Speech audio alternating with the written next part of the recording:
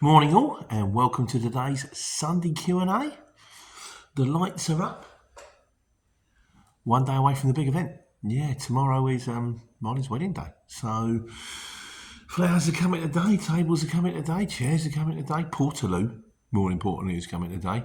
The fridge has been completely emptied and filled mainly full of beer. And yeah, speech is written.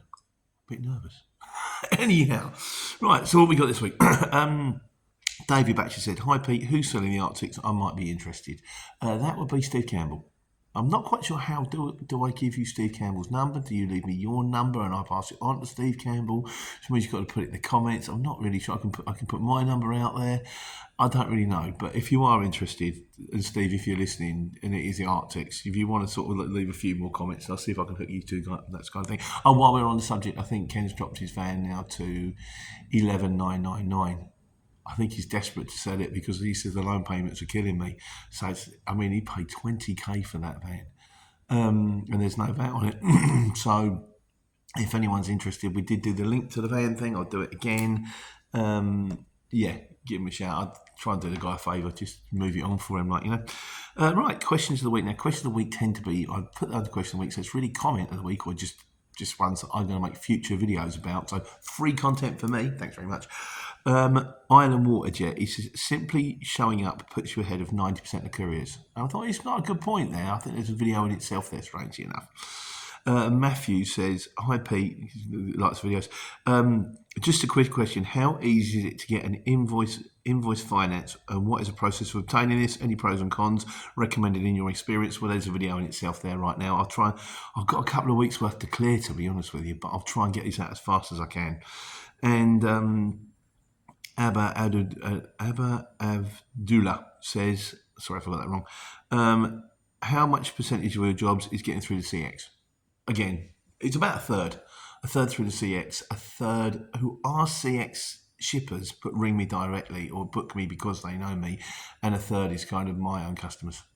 Or again, another CX shipper who I don't actually go for the CX, I can use their own portal, which is HBC. There's about a third, I'd say. Right. So the big one this week is we did on stop telling people you're quoting at £3 a mile.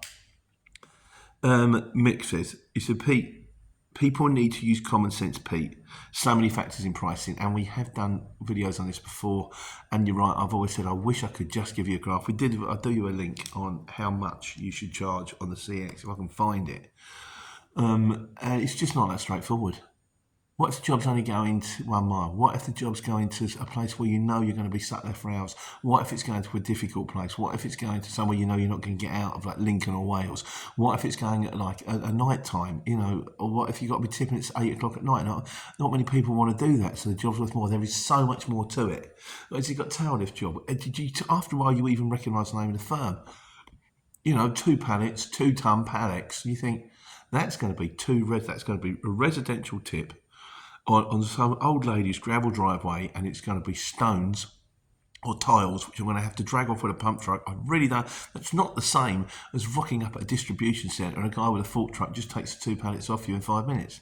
You get to know these things. It's not that straightforward, but yeah, you are dead right, mate. Shane Hardy says, "Simple thing is to quote what you need on the job to pay. And if you get it, you get it." You said it many times, Pete. You find the sweet spot. It's sort of, yeah, I've said before, if one of those jobs you don't like, I used to make him an offer I can't refuse. I make him a silly bid. And I thought, well, if the job comes in, you go, okay, well, I really don't want to do it, but for that money, I will. And vice versa. If it's a job I really want, I've driven all the way down to Portsmouth, and it turns out there's a job going from Portsmouth to Dunstable. I say, I'm going to give them that cheap, because I want that job. What I would normally do is I would quote them real money and then ring them and go, I just quoted that, how am I getting on? If that doesn't work, just leave the cheapest bid, or if they don't answer, then I have to drop it. That's what I tend to do. So, Neptune Courier out there. Hello, my friend. How you doing? I'm in Scotland. He says, charge whatever you want. Only you know your costs, and it's important to know your costs because otherwise you could be doing yourself in. He also says, I agree. Cost is the key. No, and write down every single cost you can. Even when there's a shortage of work, you can handle the costs. You truly know when you can bid low, and it might just stop a good day becoming a bad day. Yeah, so that's it. I mean, that's good advice, I think. Sit down and do a month's worth of bank account. Something else we've got to do, how much it costs around 18 tonne. Any month you can go, right, okay, my insurance this month was this. My hire and reward was this. My public liability was this. My transport manager was this. My parking was this. My diesel for the month was this.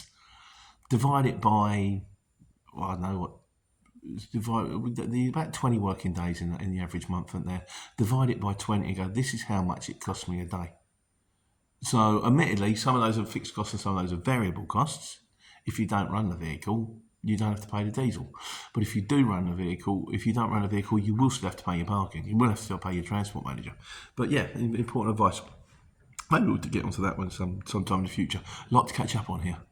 Derek O'Brien says, £3 a mile is not profitable for a truck of that size. You're better off staying in bed. Or is this people are getting at the moment in the UK? Well, I spoke to my mate Nick, the urban trucker, about this. And he said, I don't understand where people are getting this £3 not profitable. He said, I've run at 150. Admittedly, it's not, that's not great. But I think £3 a mile is profitable. I mean, say, for example, I can get a job picking up in the morning, going to Liverpool, 172 miles. So you charge them £3 a mile, so I do that for 500 quid. So you drive up to Liverpool, you get the job done in about 5-6 hours, then you pick up another one in Liverpool, going half the way down to Derby or something like that, maybe Sheffield, and you might charge them £250. So that's 550, 6, 7, £800. It's £800 for a day's work. I'm going to do what? Quarter of a tank in diesel on that? 100, 150 quid's worth of diesel maybe? That's 650. The sort of raw profit before the other bits and pieces. That's profitable. I think that is profitable. I can't see how it's not. And also, I mean, from my point of view, like I said in the video, if you think it should be running £4 or £5 a mile, you crack on. Quote these jobs on the CX. Let me know how many you win. I don't think it's many. It seems to me that on the CX platform, £3 a mile seems to be kind of pretty much industry standard for an 18 tonne. And I could be wrong. There could be a lot of people, yeah, you carry on thinking that, Pete, because we're getting you cheap. But I don't know, every time I quote Dara, nothing happens. So I'll kind of work on that. But like I say, what I've done is tell the truth. And that way you can do with it what you will. Right, we did one on going airside, which I thought finally got to drive the truck to the airport. I'm sure, and then I thought, no, I've done this before, I've done Farnborough. And of course, the airside man, that sounds better than we've had before. Our man in the airport. Still haven't got that one right. Godzilla's. He's our guy for this. He says, cool, welcome to my world, sort of. He said, nice little run to get in the area. For some reason, I was always looked after. I should be dead, but 100% of the time picked up something nice, go figure. Oh, that's because I literally got one next door. He says, okay, some areas of airports have a more lax restriction on them. The guy on the forks is your leader under instruction. I am allowed to give up to 6 people under my pass. So no doubt the chaps, the same as you, can run people in and out of paint shops and maintenance without no hassle. So just like I said, there's some areas are not quite so secure as others. I guess it's to do with bonded warehouses, tax, also the possibility of like terrorism and stuff like that, I guess. He says, going to the more obscure bits of the airport briefly, they tend to be not so anal on security. There's lines that define where you can and cannot cross without the need for security to sort of check you out. Like, I've dropped plenty of stuff off that's building products in the past in the same manner as your good self. And at my airport, there's an area where I can call in as a security person shows up and lets me in and out. It used to be lots and lots of football teams who wanted to avoid the unwashed in departures. It happens. It costs 30 quid a time to get security to open the gate. Okay, fair enough. He said, as for recording, it's fine as long as you don't record in security, at which point they will get rather snotty. It will be posted, no cameras, but most people show common sense given there's Google Earth and 300 people a day taking selfies before climbing into an aircraft. So There you go. We go on airside. Fantastic. Leachy said, also been airside a few small airports. Have only taken small parts into the warehouse on site. Yeah, same as I did really. If I was collecting, but yeah. And Steve Campbell says, funny enough, been airside a few side at RAF bases. Yeah, they're kind of different. The RAF bases do a bit more security. You know, you sort of pull into the huts, and then there are two young Americans, like 18-year-old Americans with guns bigger than they are, standing in a mirror, and you pull in and they sort of walk around. But they're really nice. You just open the doors, open the back, like prisons. Open the doors, open the back doors. We do one on prisons, don't we? Mirror underneath. Yeah, fine. On you go.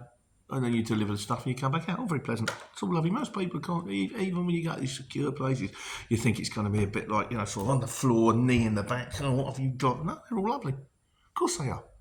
You're bringing stuff from them. Why would they not? You're like Santa. Right, so we're continuing with last week's one of, comments on the business going wrong. So Mick says, he says, how much do you put aside for maintenance? How much do you suggest people put away for maintenance? The way it works for me, or it's starting to work for me, because it takes a while to kick into gear. You've got to bear in mind for the first 2 months, because I'm only factoring, a third of my invoices I'm not factoring. I'm still waiting for those to kick in. So I'm only at like 2/3 power at the moment. But it's to do with the tax and stuff like that and how much I need to draw out and dividends and payroll. But the way I'm trying to do it is half for me, half stays. And the remaining half that stays, that's going to pay tax, national insurance, diesel, wear and tear, parts, all that. And hopefully be a little bit left over and it's going to start to accumulate rainy day money, something goes wrong and a replacement truck. So that's the way I do it, 50-50. But again, we're coming back to knowing your costs. I think the fairness, in a van maybe, you could certainly draw out, I'd say 65, leave 35 behind. Maybe 60-40. I would say take out the minimum that you can. Leave as much in as you can. A, it's going to pay a lower tax. And B, you've got it sitting there in case anything goes wrong. Use OC says, he says the high interest rates from bank and the high lending rates which rates on vans, which is the issue. Difficult to start a business in the current economic climate. You can end up with cash flow issues if suppliers are late with payments, and that is a problem with the CX. The fact that you can be waiting a long time for your dough, which comes back to the factoring company, which we will get onto in another video at a later date. He also says, if you're looking to get in the courier business, I suggest anyone to initially hire a vehicle for short term and to access this line of work. It might cost you a bit more, but if you don't like it, you can just sort of just trade it, but just drop it back in. You can lose too much if you've got an asset to sell, which is the problem Ken's got with that van, because you go too much for a van. I would say don't try and start off. Don't be all the gear and no idea. Don't go straight out and buy yourself a £30,000-40,000 Ford Custom. Just get the best van you can buy for a few grand. 4K, 5K, you know, sort of a tidy-ish loot. And if you can, you can't get them for £5,000 anymore. It's probably more like 10. But just try and shop around, get the best. I had a right result with my lorry. Get the cheapest one you can. And if you like it, you can always chop it in, or you can sell it. You ain't paid a lot for it, so you're going to get most of your money back. And then start thinking, and that way you can go, well, I tried this van, but actually the big van doesn't suit me. It doesn't fit the driveway. It doesn't fit the clothes. I really want a small van. Or, you know, I've got a little van, but if I'd have got the Luton with a curtain, I'd be getting better jobs. You work it out as you go, but I would say if you're going to try it, and renting is always, I hate renting. They want contracts, and then you take it back in, and this isn't right, and that isn't right. And if you're leasing or stuff like that, I hate it. But I would say try it, start on the most basic package on the CX, cheapest van you can get. It's going to be reliable, and then once you know what you're doing a little bit more, work it out from that point. I would say, just my thoughts, you know. Rob Leary says, sadly, the state of the country, a Union Jack, back to front, that doesn't end in distress. About right for a new government. About right for what the new government is doing to our once proud nation. Rob Leary, I think we are still a proud nation. I did one on the flag, which I'm proud of. I'll do a link. Yeah, I think we're still a proud nation, mate. Governments come and go. The governments are, as my friend Stan says, it's a bit like, you know, it's like trying to work out, you know, having an argument about which way the sun lounges go on an ocean liner. have about as much impact on, I remember once there was a Spitting Image sketch and he says, vote for your Euro MP. It's probably more important than going down the shops for kitchen roll. I think it pretty much puts it in perspective, doesn't it? You let them get on with it, you get on with you. Jazzman says the CX, and they employ day rate drivers. Crazy. I don't actually know what that means, but I read it out anyway. Paul Oldfield, hello mate, how you doing? He said, Pete, hindsight is the thing where you get it wrong, but you're under no obligation to put it out there. Good luck. Yeah, in hindsight, I have 20/20 vision. But it's sort of, as I've always said, life is a great teacher, but the school fees are high. Belsization, he says, Pete, you don't have to apologise, mate. He said, I operate trucks and trailers myself, and there have been weeks where I felt like throwing the towel in and going to work for the man. I've done a video, I've recorded it, it's coming out, working for the man. Yeah. You didn't fail. You press pause. You assess the ground and got going again. It's not how hard you get hit, it's how hard you hit and keep getting up, something like that. Somebody said that. I believe that was, not Buster Merrifield, what was the guy's name? He used to play the Penguin in the old Batman film, in the old sort of the Batman the TV series. It's Rocky's trainer, and it's the difference between a fighter and a boxer. I'm gonna do a video on that. Got a lot of videos to do, haven't I? So he says, P.S. What I did to be honest with the drivers is what I did was to be honest with the drivers. Told them I couldn't pay them for the next week, but their money would come, and it's only because I was honest from day one. They've always been paid. Then I took an agency job for 3 weeks and made 100% sure the money will be coming in next Friday. Mate, yeah, we do what we do, don't we, really? This is why it's quite good to be on my own. Because, I was, when I had people, when I was doing the markets, I had people. When I had lorry drivers, I had people. I always felt very responsible. And it's like, you can't let them down. These people have got families. They need to get paid. They need to get sorted. And it's extra stress. Whereas it's just you. You just do you, there's nobody depending on you. And if there's no one depending on you, you can't let them down. It just seems to suit you better this way. Not that I ever did. Bell says, he also goes on to say, now I think he says make, but I think he means take here. He says, I make 3,400 a week in the Arctic. I'm okay. Anything over is a bonus, but that would include 1 or 2 nights out. £600 minimum a day with a maximum of 370 miles. Some day I get 1,500 quid, some days I get 300 quid. That sounds like me. Yeah, my target is 600 a day now. It used to be 5, but I know I can do more because I can work harder, but that does tend to include nights out because, you've got to take the next job. And like I say, some days I'd have a smasher. Some days I'll get I can do it sometimes where it takes a day and a morning, and start on say Tuesday, and by Wednesday morning at 8 o'clock I'm on £1,000. But then you can guarantee Tuesday you don't get another 600 quid. You get like 3. I probably could work harder. I might have to. I must pay for the wedding. But no, we'll see. Rock God says, he said, my record was 2,500 per mile.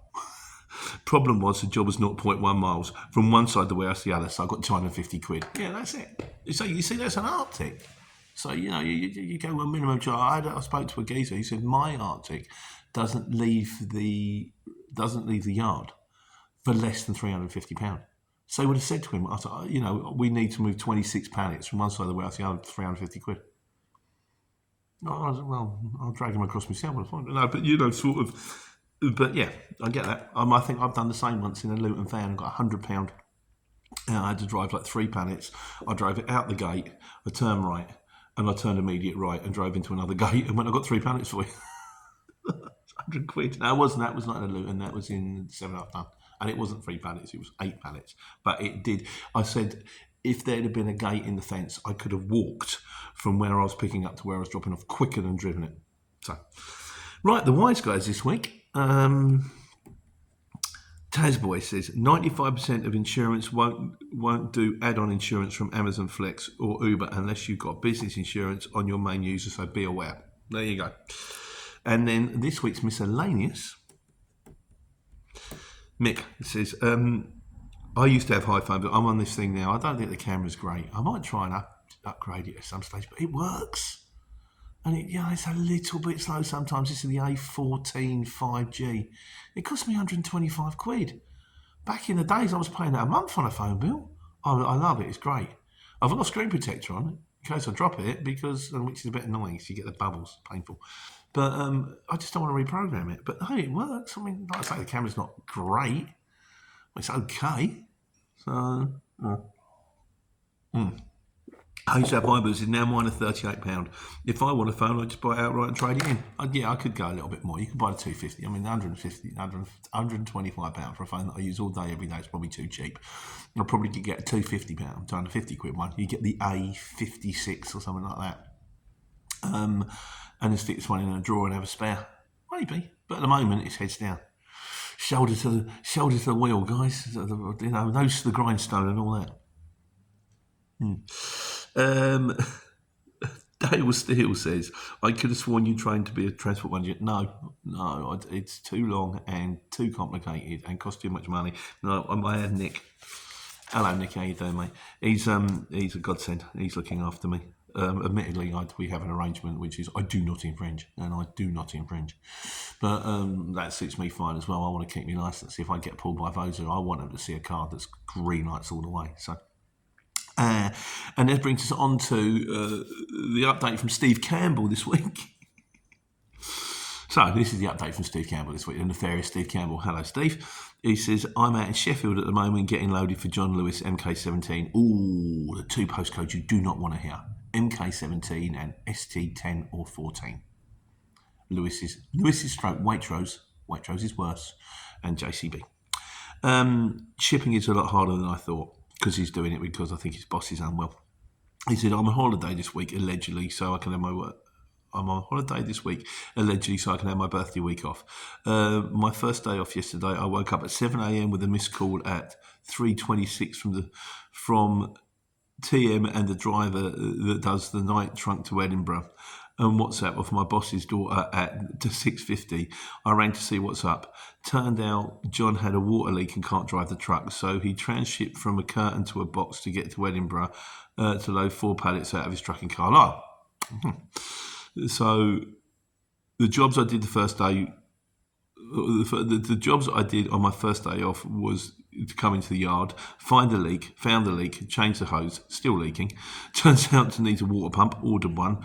Gone to start the gas fork truck off to load the pallets off the truck and onto another one for the delivery to Carlisle today, but the fork truck wouldn't start, so fired up the big diesel fork truck instead. Then our old fella had a bar at the front of the curtain, removed the mechanism to free up the bar, put it back together. Then he tells me that it rains to get his load, so his load was wet. I think basically the poor man's having a bit of a nightmare. Not much of a day off, is it, Steve? Doesn't seem to be.